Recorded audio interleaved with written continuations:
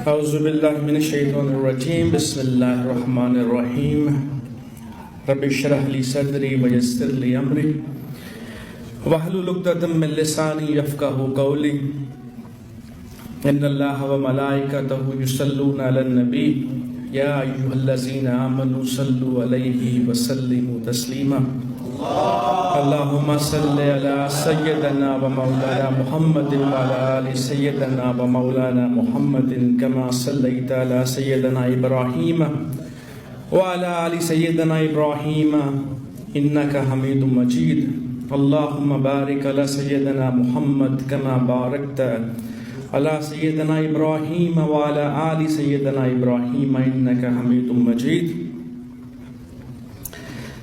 Today I'll be talking about Iqbal and the love of Prophet sallallahu alaihi wasallam. People who know about Iqbal, they know that there are certain terms, certain things that are associated with Iqbal. You cannot separate these things from Iqbal. Like one of them is khudi, like we know it. The philosophy of self that Iqbal introduces. Then there's faqr, like the poverty, like you just don't care about anything in the world. Then it comes ishq, the love. And if you take a look, and then there's hurriyat as well, like the freedom. You see this thing in the Iqbal's poetry all the time as well. I mean, he talks about the faqr, he talks about khudi, he talks about the ishq. But when he talks about ishq, we need to see one thing, that this is one emotion that is driving it all, every other thing of Iqbal. Like the khudi is driven by ishq, the hurriyat is driven by ishq, the faqr is driven by ishq.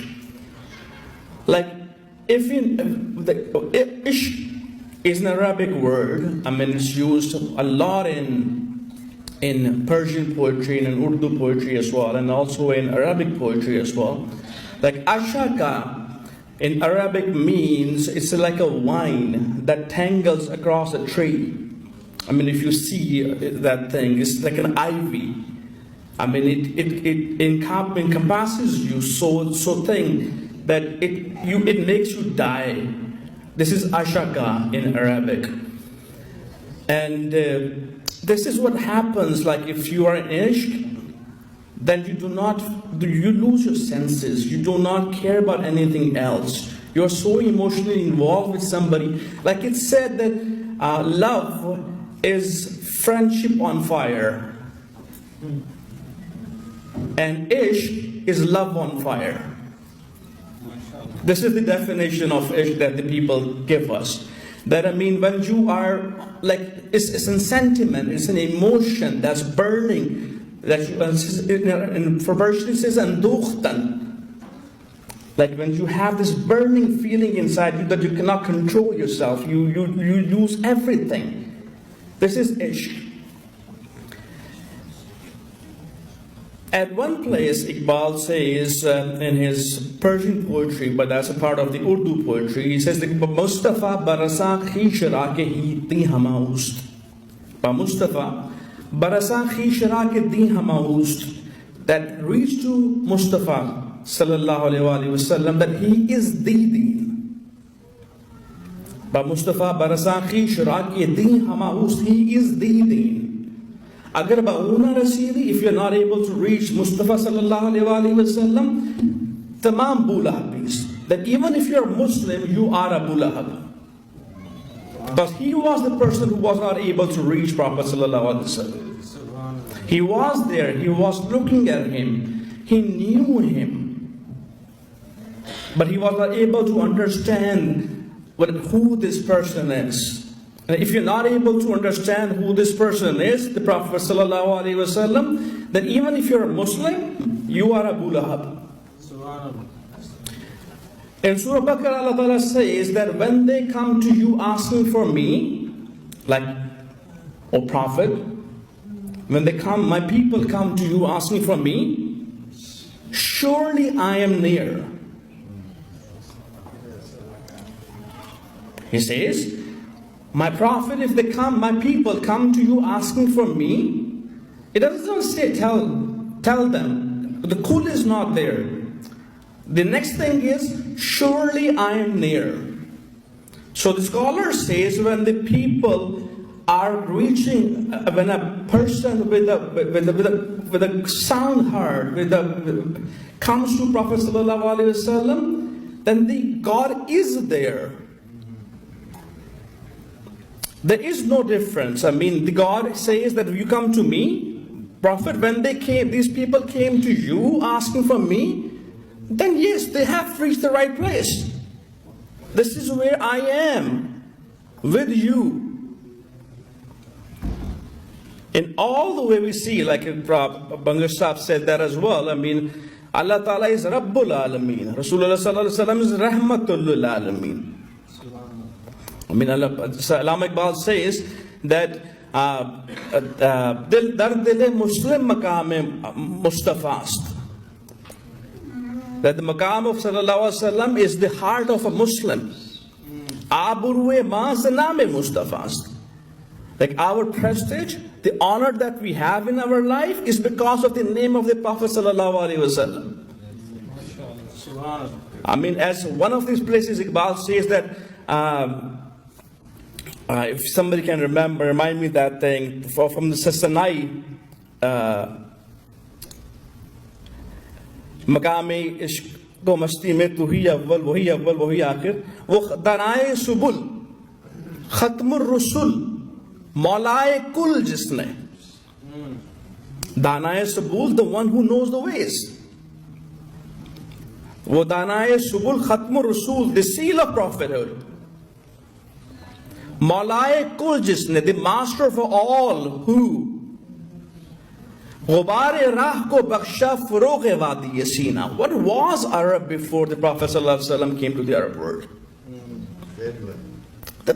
Nothing. And what it became after Prophet ﷺ came to this land? I mean, he granted this place. Ghubare rah ko baksha furoge wadi Sina. Like what Ture Sina got the side of Allah subhanahu wa ta'ala. Then this Arab world became the place where this light of the Haqq came to this place. And this place became when the people who were slaves become the leaders. Like when he says like Quwwat-e Ishq se har past ko bala karte. Like with the power. Like for Iqbal, Ishq or love is not a mere sentiment. It's a powerful sentiment. It's a sentiment of power. It's a quwwat-e ishq se, with the power of love. Har past ko bala karte. Whoever is downtrodden, bring them to the higher stage. Dahr mein ishq mein Muhammad se ujala karte. I mean, enlighten this world with the name of Prophet Sallallahu Alaihi Wasallam. This is what he says. So he says, गुबारे राह को बख्शा फरोग वादी सीना निगाह इश्क मस्ती में वही अव्वल वही आखिर. In the eyes of lover, he is the one, the first one, and he is the one, the last one. निगाह इश्क मस्ती में ही वही अव्वल वही आखिर वही कुरान वही फुरकान वही यासीन वही ताहा. He is the Quran. He is the Furqan. He is the one who tells you what is, who separates right from wrong. And he is the Yasin and he is the Taha. In one of his talks about Milad, I mean, we are here for the Mehfil Milad Nabi today.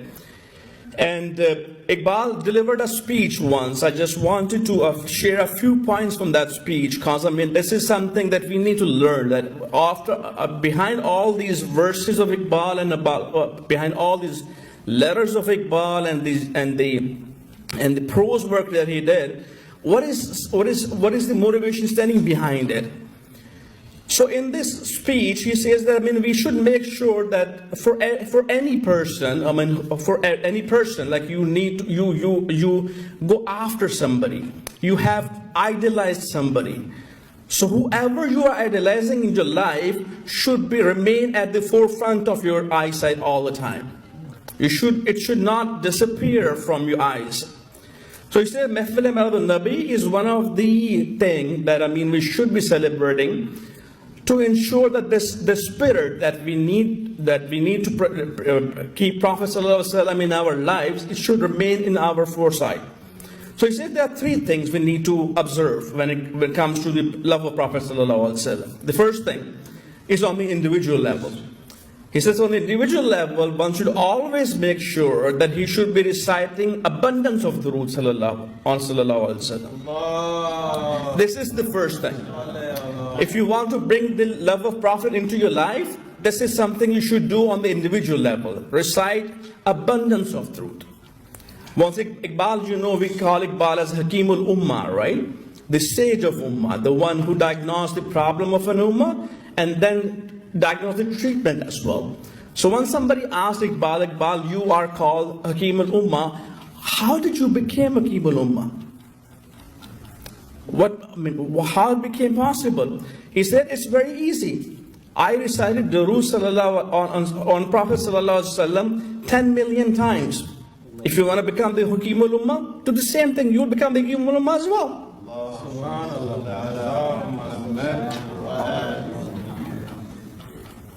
So in this speech, Iqbal said the first thing is the individual level. On the individual level, we need to make sure that we can recite abundance of the Durood on sallallahu alaihi wasallam all the time. Like we should not, our tongue should always be our hearts and our tongue should always be reciting the Durood on sallallahu alaihi wasallam. So the second thing is on the collective level. On the collective level, we should ensure that not everybody is reading or not everybody has the time to understand the life of the Prophet, but the scholars of Islam, they should make sure that in the gatherings, they should tell people about the Prophet ﷺ's life, his ikhlaq, what he used to do, how he used to treat people, how he used to treat the orphans. All these things.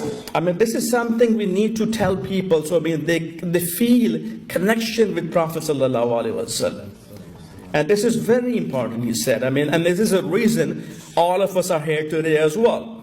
We have respected scholars, after me, and I hope that they will be talking about the seerah of Prophet sallallahu alaihi wasallam in front of us. So we can learn and we can connect to the life and the personality of Prophet sallallahu alaihi wasallam. He says the third thing is very difficult, but this is the most important thing. He says this thing, the third way is that we should always all try to remember Prophet sallallahu alaihi wasallam, Rasulullah sallallahu alaihi wasallam, in a way that we should start having the feeling that how he used to operate 1400 years ago. What was going inside is his heart when he was making decisions, when he was working with people. He said this is very difficult. In my speech or by reading the books, it's not possible that you will be able to attain that kind of spiritual level or spiritual connectivity with Prophet sallallahu alaihi wasallam. It's a very difficult thing. He said this is only possible if you come across those people who have this love in their heart. This is sohbah, right? Spending time with the people who have this ignition in their heart and who are living this life. And he narrates a waqia of Mulad Rum. He called Mulad Rum as his master as well, right? He's called Murid Rumi, Pir Rumi, and he called himself Murid Hindi. So he says, once Mulad Rum was crossing a bazaar, and there were a few kids playing in the bazaar, and Maulana used to love kids a lot, so he stood there and he started shaking hands and saying salam to all the kids. So one by one, the kids were coming to Maulana's room and they were shaking hands, paying his regards and everything. So there was a kid playing at a distance. So that kid called Maulana's room. He said, Maulana, don't go, wait for me. And please accept my salam as well. So Maulana stood there. So after the kid finished playing, he came to Mana's room and he said salam to him. He accepted the salam, and then there was a guy standing there. He said, Malana, I mean, why you stood for this little kid for so long? Why you waited for him? And Malana said, I mean, I swear to God, if in my place was Prophet Sallallahu Alaihi Wasallam today, he would have done the same thing.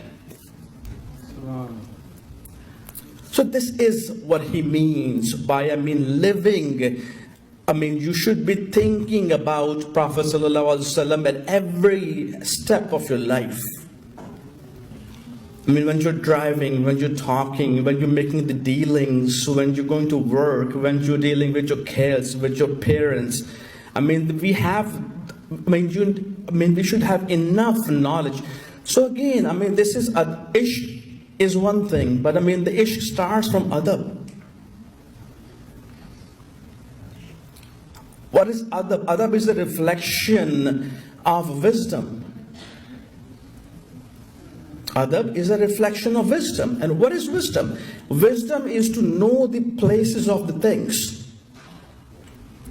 And when you know the exact place of the things, the proper place of the things, and when you deal with the people in the way that they are supposed to be dealt with, this is justice. This is adab. So all these things, after Iqbal comes up with another thing, nazar, right? A glance or attention.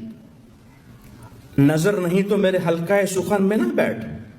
Or another place he says about Hazrat Ibrahim alayhi salam, ye faizan-e nazar tha, ya ke maktab ki karamat thi. Was it the books or the schools, or was it the attention of Prophet Ibrahim alayhi salam? Sikhaye kisne is pail ko adab-e-farzandi? Who taught Ibrahim the manners, adab-e-farzandi, of how a kid should treat his dad? So this faizan-e nazar, this adab, ishq is one thing. Inshallah, we all can strive to bring this love of Prophet ﷺ into our lives, but it always starts with adab. We should always remember the place of Prophet ﷺ. And with the knowledge, another place it says that Dino Hikmat as Kutab, Dinya Nazar. That you can get the knowledge and wisdom from the books. But to understand the deen, and we remember, for him the deen is Prophet Sallallahu Alaihi Wasallam. In my very first verse I recited, I told you that he said, Mustafa Barasakhi Shirake Deen Hamaus, that reached to Prophet Sallallahu Alaihi Wasallam, that he is the deen. So he is saying that ilmu hikmat az kutab, that the knowledge and the wisdom comes from books. But if you want to know the deen, then it comes from nazar. This is an unfortunate thing. Iqbal said that as well, and I think it's very right that unfortunately we have so many mosques, we have so many centers, but we still lack those people whose company can enlighten us. Who we can spend time with and learn these manners. And if it's a problem, then we all are the solutions. If we know there's an opportunity, then we all are the solutions. On our personal level, we are fathers, we are mothers, we are parents, we are sons and daughters. We can start this adab from our personal lives. We should start regarding our kids with adab, with our parents with adab, right? Do we know the proper place of our parents? Do we treat them like our parents? Do we know the place of our kids? Do we have an adab for our kids? If not, then we can learn it, right? Ilmu hikmat az kutab. It's okay, we can go to the books. We have this immense ocean of books. When Rum was writing, when Iqbal was writing, when Sanai was writing, when Ghazali was who was writing, when all these people were writing, who were they writing for? For us. So we can come and learn from. When Iqbal was reading Quran at one time, his dad comes to him and he tells him that, Iqbal, do you understand what you're reading? He said, well, somewhat, yes I do, but I mean not, of course, I'm a young guy, I'm just starting to read Quran. He said, not fully, but yes, I'm trying to understand Quran. He said, Iqbal, whenever you read Quran, read it in a way that it's revealing on you. तुम पे नाजिल हो रहा है.